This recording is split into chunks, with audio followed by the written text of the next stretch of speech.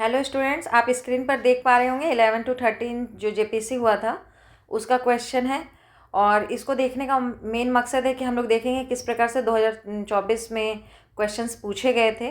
आपको बता दें कि जो शिवांगन का सेट था उसका नया जो बुक है आया है 30 सेट का प्रैक्टिस सेट, उसको हम लोग ले आए हैं और इसको शुरू करेंगे। तो पर डे 2 सेट पेपर आएगा जिससे कि 15 दिन में इसको कंप्लीट करें आप, उसके बाद और भी कुछ पढ़ पाएँ। तो इसको शुरू करते हैं। पहले 11 to 13 जेपीएससी, ये इसका पहला ही दिया हुआ है, उसके बाद सेट शुरू है तो कुल मिला के 31 सेट हो जाएगा ना। तो इसको शुरू करते हैं। तो आइए पहला क्वेश्चन से शुरुआत करते हैं। पहला क्वेश्चन है कि संथाल परगना भूधारण अधिनियम 1949 के तहत दंड का प्रावधान किस धारा में वर्णित है। तो ये है धारा 67 में। अगला है संथाल परगना भूधारण अधिनियम 1949 के किस धारा में रैयती भूमि के विनियमन से संबंधित प्रावधानों का उल्लेख है। तो विनियमन से संबंधित प्रावधान किस में है, तो यह है धारा 23 में। अगला क्वेश्चन है एफएसआई के रिपोर्ट के अनुसार झारखंड के किस जिले में वन क्षेत्र का प्रतिशत उसके कुल क्षेत्रफल के प्रतिशत से कम दर्ज है। तो ये देखिए रिपोर्ट 2019 का है, आपको ये टारगेट लेके चलना कि जो 2023 में जो वन सर्वेक्षण रिपोर्ट आया है उसके हिसाब से आप इस क्वेश्चन को रिप्लेस करेंगे वहाँ से। तो इसका सही आंसर है जामताड़ा, ठीक है, लेकिन आप इसको देख लीजिएगा कि अभी का डाटा क्या कह रहा है। अगला है कुल जनसंख्या के दृष्टिकोण से कौन सा जिला झारखंड का सबसे बड़ा जिला है 2011 की जनगणना। 2011 की जनगणना को आप नहीं चेंज करेंगे क्योंकि अभी तक नया जनगणना का कोई भी रिपोर्ट हम लोग को आया नहीं है, तो हम लोग को 2011 का जनगणना ही पढ़ना है। तो ये क्वेश्चन आप मान के चलिए कि अभी भी हमको 2011 के हिसाब से सब डाटा बताना है। तो सबसे ज़्यादा है रांची। अगला क्वेश्चन है कि वर्तमान में कौन सा जिला झारखंड में सबसे अधिक क्षेत्रफल पर फैला हुआ है। तो हम लोग जानते हैं पश्चिमी सिंहभूम है। अगला है लाह के किस किस्म के उत्पादन का योगदान झारखंड में सबसे ज़्यादा है। तो इसका सही आंसर है बैसाखी, ठीक है, बैसाख में जो होता है वो। हैंडलूम हथकरघा की सहकारी समितियां सबसे ज़्यादा झारखंड के किस भाग में स्थित है। तो हैंडलूम सबसे ज़्यादा कहाँ है, तो ये है संथाल परगना में। कहाँ है, संथाल परगना में है, ठीक है। किस किस्म का रेशम उत्पादन झारखंड में सबसे ज़्यादा होता है।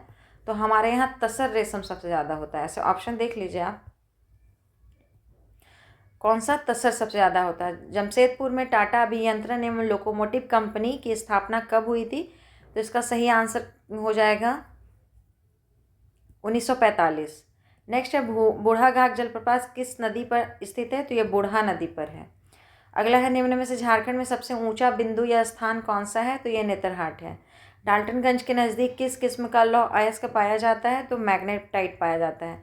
देखिए डाल्टनगंज के पास मैग्नेटाइट पाया जाता है। ऐसे पूरे हम लोग के झारखंड में हेमेटाइट ज़्यादा पाया जाता है, लेकिन एक पलामू का क्षेत्र है जहाँ मैग्नेटाइट पाया जाता है। झारखंड पुनर्वास और पुनर्स्थापन नीति 2008 के उद्देश्यों में शामिल हैं। तो उसको पूरा पढ़ना पड़ेगा। केवल परियोजना के उद्देश्य से भूमि के न्यूनतम क्षेत्र का अधिग्रहण किया जाना चाहिए। जहाँ तक संभव हो बंजर भूमि, कम उर्वरा शक्ति वाली या गैर सिंचित भूमि या परियोजनाएं स्थापित की जा सकती हैं। जहाँ तक संभव हो SC/ST समूहों की भूमि, बहुफसली भूमि या सिंचित भूमि का इस्तेमाल यथासंभव नहीं होना चाहिए।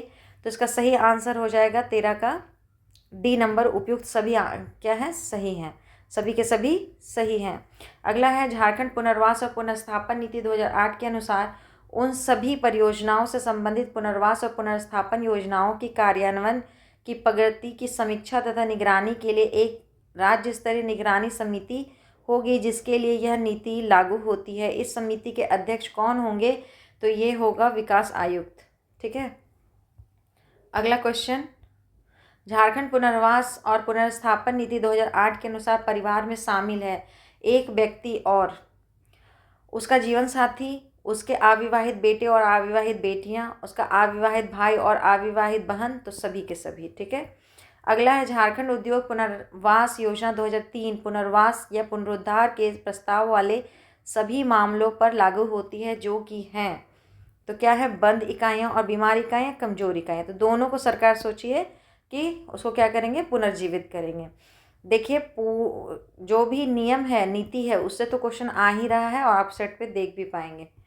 अगला है Jharkhand vision and action plan 2021 से 2020 तक 25,000 बुनकरों के लिए रोजगार सृजित करने हेतु एक मेगा हैंडलूम क्लस्टर स्थापित करने का प्रस्ताव झारखंड के किस जिले में किया गया है? तो इसका सही आंसर है गोड्डा में। ठीक है, लेकिन आप इसको कनेक्ट कीजिए करंट अफेयर्स से। किससे कनेक्ट करना होगा? करंट अफेयर्स से। ये क्वेश्चन रिप्लेस करके सोचिए कि करंट अफेयर्स का क्वेश्चन यहीं पर आएगा। ठीक है, अगला है 2011-12 के स्थिर मूल्य पर झारखंड के बजट जो फाइनेंशियल ईयर 2022-23 के अनुसार अनुमानित राज्य सकल राज्य घरेलू उत्पाद कितना था? तो ये भी आप अभी तो आंसर देख लीजिए, लेकिन इसको रटने का आपको बिल्कुल भी ज़रूरत नहीं है। अब आप 2025-26 का अगर बजट आ जाता है परीक्षा से पहले तो उसका भी डाटा देखना पड़ेगा और पिछले साल का भी देखना पड़ेगा। 2024 से 25 वाला डाटा भी, 25 से 26 वाला, 25 से 26 वाला और 26 से 27 वाला, ये डाटा देख के जाना होगा।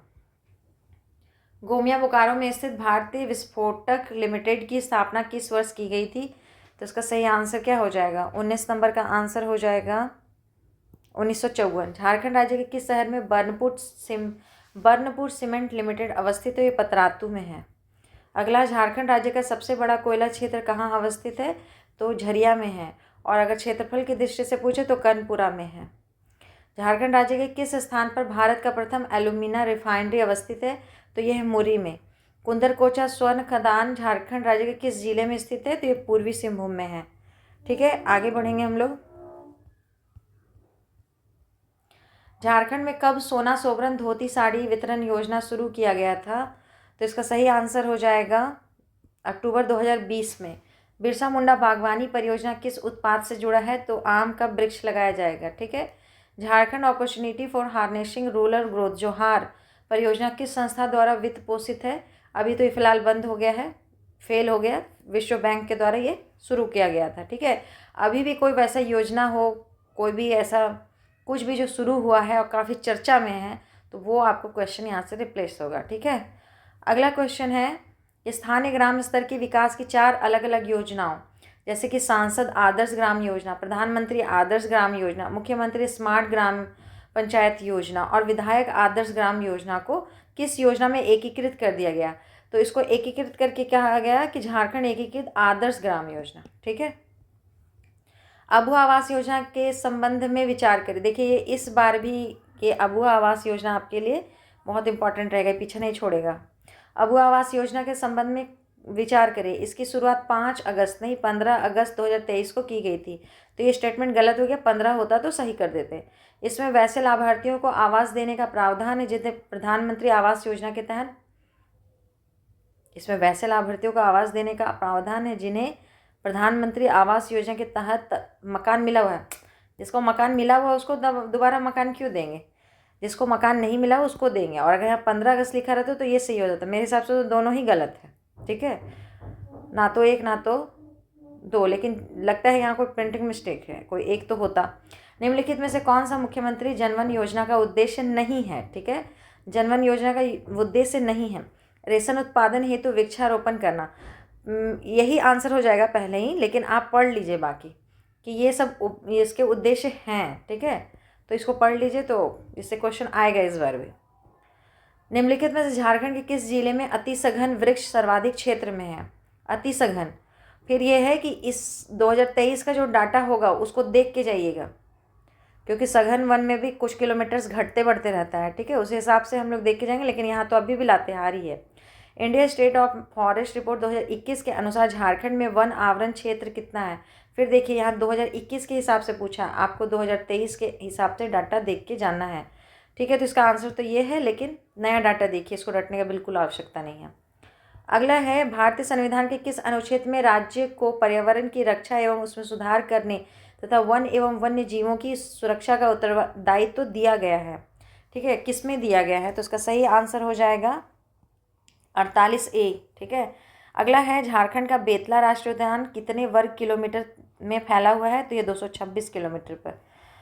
झारखंड में गिद्धों की संख्या में तेजी से कमी होने का कारण है? तो पशुओं में डाइक्लोफिनिक नाम का दवाई दिया जा रहा है, और वो पशु जब मर जाते हैं तो गिद्ध तो उसको खा लेते हैं, तो गिद्ध भी फिर मर जाते हैं। ठीक है, इसी कारण इसको ऐसा कहा गया है।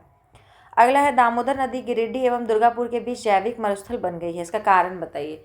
तो इसका सही कारण है कि इस जल क्षेत्र में जीवों का अस्तित्व संभव नहीं है, इसीलिए उसको हम लोग जैविक मरुस्थल कहते हैं, ठीक है, और कोई रीज़न नहीं है। अगला है 36 नंबर क्वेश्चन। 36 निम्न में से किस शहर में झारखंड का पहला एरोबिक जैव शौचालय का उद्घाटन किया गया है? तो ये उस समय का करंट अफेयर्स का क्वेश्चन था, ठीक है, तो इसको भी, ये क्वेश्चन भी रिप्लेस होगा करंट अफेयर्स के साथ। इसका आंसर तब जमशेदपुर था, ठीक है। अभी भी कोई पार्क, कोई वैसा कुछ बना है, तितली पार्क कुछ भी, तो वो आप ध्यान में रखिएगा। निम्न में से कौन सा झारखंड के जैव विविधता को नुकसान पहुंचा रहा है? तो जैव विविधता को अंधाधुंध शहरीकरण, अनियोजित और अनियंत्रित औद्योगिकरण, बढ़ती जनसंख्या और घटते वन, उपयुक्त सभी। अगला है वन कानून के तहत संरक्षित वन से क्या तात्पर्य? तो संरक्षित वन हम लोग उसको कहते हैं उन सभी गतिविधियों पर रोक जिनकी अनुमति नहीं है, ठीक है। निम्न में से कौन सा जल प्रदूषण का प्रमुख प्रभाव है? तो यानी कि अगर कोई भी जल प्रदूषण हो रहा है तो उसका क्या प्रभाव हमको देखने को मिलेगा? तो उसमें मिलेगा जल जीवन के लिए ऑक्सीजन की कमी, ठीक है, ये सी नंबर इसका सही आंसर होगा। मुख्यमंत्री जनवन योजना के तहत कोई लाभुक जो अपने निजी भूमि पर वृक्षारोपण करता है उसे सरकार द्वारा कितनी प्रोत्साहन राशि दी जाएगी? तो ये प्रोत्साहन राशि 75% मिलता है, ठीक है, ये रट के रखिए। जनवन से क्वेश्चन आएगा इस साल भी, क्योंकि कोई बहुत बड़ा योजना मैया समान योजना को छोड़ के आया नहीं है, ठीक है, तो फिर यही पिछला ही जितना योजना है उसी से क्वेश्चन आएगा। निम्न में से कौन सी संस्था झारखंड में बाढ़ आपदा के संबंध में तकनीकी एवं उपयोगी सूचना देने का कार्य करती है? तो ये Jharkhand space application centre, JSCA, है ना, space application centre, JSAC, CA नहीं, वो तो कुछ और है। निम्नलिखित में से कौन सा आपदा प्रक्रिया का उद्देश्य नहीं है? तो ये है सुभेद्यता और आकलन, बाकी इसके अलावा सब है। अगला है भूकंप संवेदनशीलता की दृष्टि से झारखंड के संपूर्ण क्षेत्र को किस भूकंपीय क्षेत्र में रखा जाता है? देखिए, हम लोग 2 में भी आते हैं, 3 में भी आते हैं और 4 में भी आते हैं, लेकिन ऐसा कोई ऑप्शन नहीं था, तो कम से कम 2 और 3 तो था, इसलिए डी को लगा के चलेंगे। निम्न में से कौन सा उष्णकटिबंधीय चक्रवात मई 2021 में, अब देखिए 2021 में आया था, यास आया था, लेकिन अभी कोई ऐसा आया है तो आप करंट अफेयर्स में इसको जोड़ के पढ़िए। निम्न में से कौन सा झारखंड का सर्वाधिक सूखाग्रस्त जिला है? तो पलामू सबसे ज़्यादा सूखाग्रस्त है। झारखंड में दूबिया किसको कहा जाता है? तो दूबिया नृत्य को कहा जाता है। झारखंड का कौन सा जिला बिरसा आंदोलन का मुख्य केंद्र था? तो हम लोग जानते हैं उलिहातू खूंटी था। झारखंड की किस नदी पर तिलैया जल विद्युत परियोजना स्थापित है? तो हम लोग सब जानते हैं तिलैया जल विद्युत बराकर पर है। झारखंड में बहने वाली नदियों और उनके उद्गम स्थल के संबंध में कौन सा युग्म सही नहीं है? ठीक है, तो अब इसको देखते हैं। ये सब ठीक है और ये शंख नदी गलत है, ठीक है, गुमला चैनपुर से निकलता है ये। 50 नंबर, जतरा भगत ने किस वर्ष शुद्धि आंदोलन की शुरुआत की थी? तो 1914 में की थी। कब की थी? 1914। डॉक्टर जानूम सिंह सोय को किस क्षेत्र में पद्मश्री 2023 प्राप्त हुआ था? तो ये शिक्षा और साहित्य में। फिर याद रखिए कि एग्ज़ाम ये हुआ है 2023 में, 24, 25 और अब 26 तक आ गए हैं। जितना जन को पद्मश्री, द्रोणाचार्य कुछ भी मिला हो, विभूषण कुछ भी मिला हो, वो हम लोग का करंट अफेयर्स में पूछा जाएगा, ना कि ये क्वेश्चन, ठीक है। मतलब ये उस समय के लिए करंट अफेयर्स था, अब जो होगा वो पूछा जाएगा। अगला क्वेश्चन है, झारखंड राज्य में संचालित झारखंड मुख्यमंत्री सारथी योजना का संबंध किससे है? तो छात्रों को निःशुल्क कोचिंग देने से। देखिए, सारथी का काम है किसी को भी आगे बढ़ाना। कृष्ण जो काम किए थे वही काम, तो इससे तो सबसे अच्छा ऑप्शन सी है। नागवंशी शासन व्यवस्था के बारे में निम्न में से कौन सा कथन सही नहीं है? तो इसको हम लोग पढ़ेंगे। नागवंशियों ने परहा पंचायत को एक प्रशासकीय इकाई के रूप में स्वीकार किया। परहा के पारंपरिक प्रमुख मानकी का पद नाम बदलकर ठाकुर कर दिया गया। नागवंशियों ने परहा का नाम बदलकर पट्टी कर दिया। भुयहरी परहा में पंचायत एक स्थायी संस्था थी, ठीक है, तो 53 का आंसर हो जाएगा बी, ये ठाकुर नाम नहीं दिए थे, ठीक है। अगला है, करटाहा का संबंध निम्न में से किससे है? तो करटाहा किस में है? ढोकलो सोहर, खड़िया में मिलता है ना। मुंडा शासन व्यवस्था में महतो निम्नलिखित में से किस भूमिका में मुख्यतः रहते हैं? तो महतो का क्या काम है? न्याय व्यवस्था की अध्यक्षता करना, ग्रामीणों तक महत्वपूर्ण सूचनाएं पहुंचाना, लगान व्यवस्था देखना, रीति रिवाजों को देखना। तो इसका सही आंसर क्या हो जाएगा? ग्रामीणों तक महत्वपूर्ण सूचनाएं पहुंचाना मुंडा शासन व्यवस्था में। मांझी परगना शासन व्यवस्था में उप प्रधान कौन होता है? तो उप प्रधान इसमें होता है परानिक। उरांव शासन व्यवस्था में गांव का प्रधान कौन होता है? तो गांव का प्रधान होता है महतो। बोलते हैं ना, पाहन गांव बनाता है, महतो गांव चलाता है, कुछ इसी तरह का कहावत है ना। 58, मुंडा मानकी व्यवस्था के संबंधित निम्न में से कौन सा कथन सही नहीं है? तो इसका आंसर देखेंगे हम लोग, पहले ऑप्शन तो मिल जाए।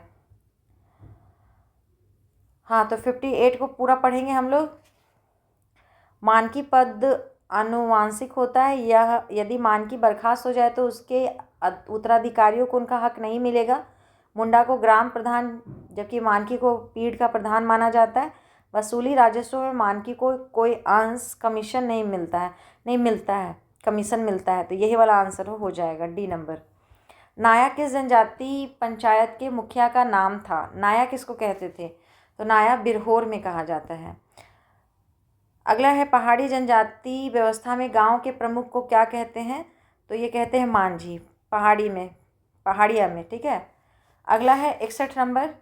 नागवंशावली के अनुसार नागवंशी राज की राजधानी को सुत्याम्बे से चुटिया ले जाने का काम किस राजा ने किया था? ये एक क्वेश्चन एकदम यूनिवर्सल है कि आएगा ही आएगा। नागवंशी राजा लोग अपना बहुत सेंटर सब चेंज किए हैं ना, जो भी राजधानी था उठा के दूसरा जगह लेके गए कोई रीज़न से। तो ये क्वेश्चन एक मान के चलिए कि पूरा टेबल रट जाइए कहीं एक जगह लिख करके, ठीक है। तो ये ए नंबर प्रताप राय ले गया था। अगला है 1855-56 के हूल का नेतृत्व हजारीबाग में किन्होंने किया था? तो देखिए 1855-56 में संताल विद्रोह हुआ था। हर जगह में लोग अलग अलग जन किए थे, तो यहाँ क्या था, लुभिया मांझी और बैरू मांझी, ठीक है। अगला क्वेश्चन, छोटानागपुर कैथोलिक सभा के पहले अध्यक्ष कौन थे? तो बोनीफेस लकड़ा थे। रामजीत हांसदा, बुद्ध राय किस्कू और चांद राय टुडू निम्न में से किस आंदोलन से जुड़े थे? तो ये व्यक्तिगत सत्याग्रह से जुड़े थे, जिससे विनोबा भावे भी जुड़े हुए थे, ठीक है। झारखंड क्षेत्र स्वशासी परिषद के गठन का निर्णय कब हुआ था? देखिए इस बार ये बहुत इंपॉर्टेंट है, ऐसे बता देते हैं। सितंबर 1994 में हुआ, फिर अगस्त 1995 में बन गया, ठीक है। जैक का निर्माण हो गया, उसके अध्यक्ष शिबू सोरेन जी बने। और इस बार शिबू सोरेन की वजह से ये क्वेश्चन आपको हो सके रिपीट कर दे, हो सके तो फिर वही स्वशासी परिषद का गठन कब हुआ था? तो याद रखिएगा कि अगस्त 1995 में हुआ था, ठीक है, 9 अगस्त 1995। अगला है असहयोग आंदोलन के नायक गोपबंधु दास का संबंध निम्न में से किस क्षेत्र से था? गोपबंधु दास, तो गोपबंधु दास सरायकेला खरसावां से थे, ठीक है। विभूति से क्वेश्चन है, जो भी है विभूति से 2 क्वेश्चन आएगा। छोटानागपुर विकास प्राधिकरण और संथाल परगना विकास प्राधिकरण की स्थापना किस वर्ष हुई थी? तो इसका सही आंसर हो जाएगा 1982 में हुई थी। अब अगला क्वेश्चन देखेंगे, उरांव जनजाति में बच्चों के विवाह के समय माँ के गोत्र में कितनी पीढ़ी तक विवाह वर्जित है? मतलब 3 पीढ़ी तक शादी नहीं हो सकता। मुंडा महिलाओं का प्रचलित परिधान क्या है? तो परैया। झारखंड के तीसरे राज्यपाल कौन थे? एम रमा जोइस थे, ठीक है, एम रमा जोइस थे। अब हम लोग अगला चलेंगे 71 नंबर। 2022-23 के बजट में झारखंड सरकार ने सबसे ज़्यादा पैसा किस पर खर्च किया था? ठीक है, तो इसका आंसर नहीं बताया है आपको, इसके लिए बजट पढ़ लेना है कि बजट में इस बार सबसे ज़्यादा सरकार किस चीज़ में खर्चा कर रही है, समाज कल्याण चाहे कुछ।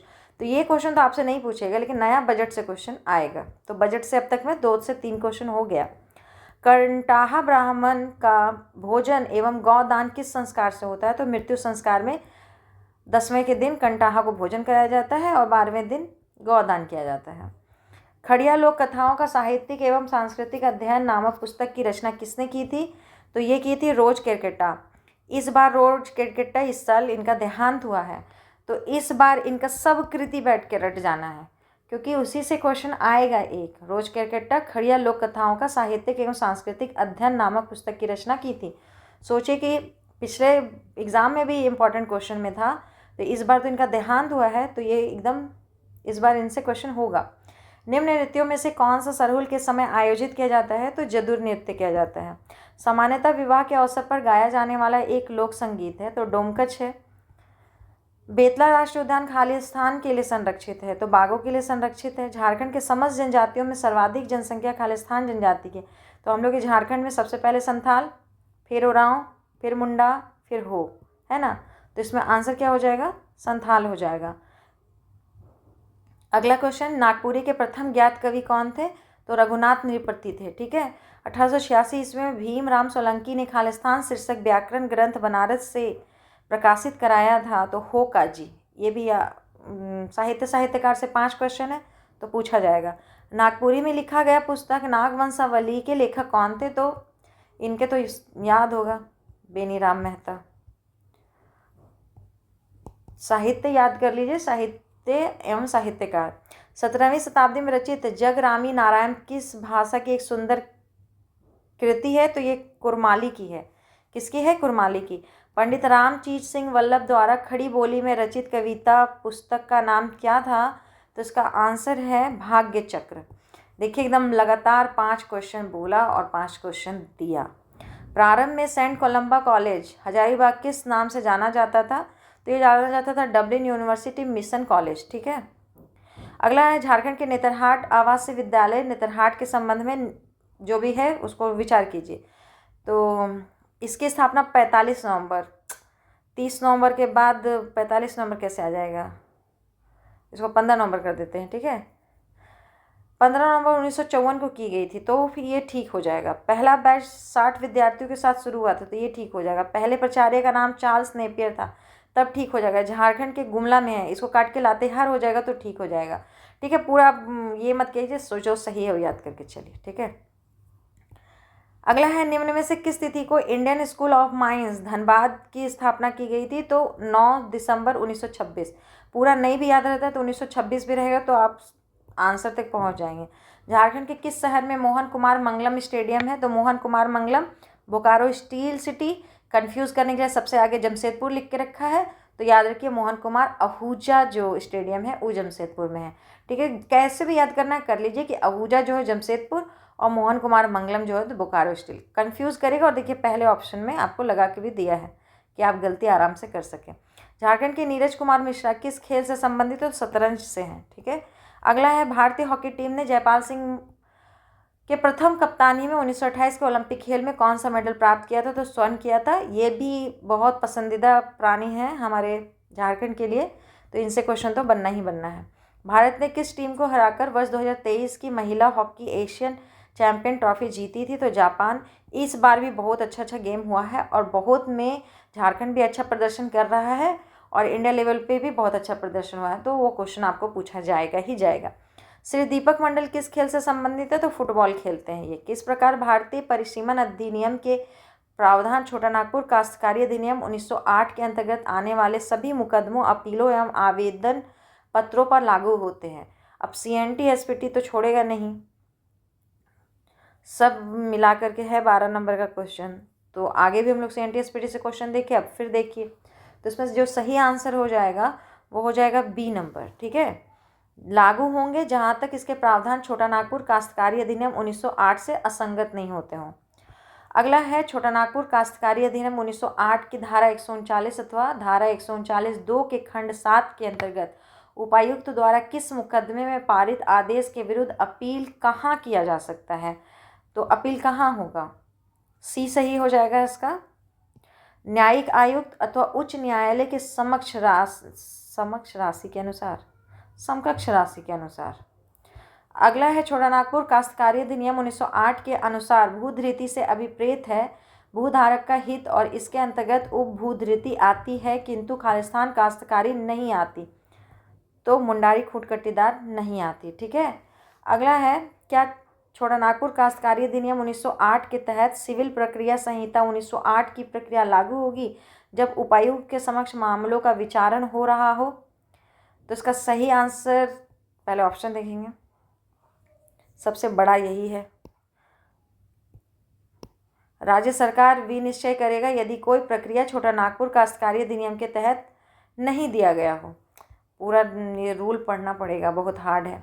धारा 17 छोटा नागपुर काश्तकारी अधिनियम 1908 के तहत बंदोबस्त रैयत वह व्यक्ति है जिसने खालिस्तान वर्षों तक इस अधिनियम के प्रारंभ के पूर्व या पश्चात किसी ग्राम में स्थित रैयत भूमि को लगातार धारित किया हो।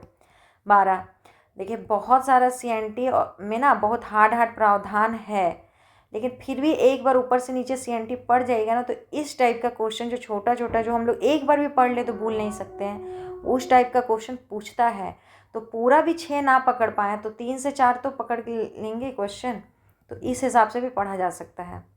भूमि अधिग्रहण पुनर्वास और पुनर्स्थापन अधिनियम 2013 के तहत सरकार भूमि अधिग्रहण पुनर्वास एवं पुनर्स्थापन प्राधिकरण स्थापित करता है। उस प्राधिकरण की संरचना मिलकर बनती है, तो उसमें सिर्फ एक व्यक्ति होते हैं।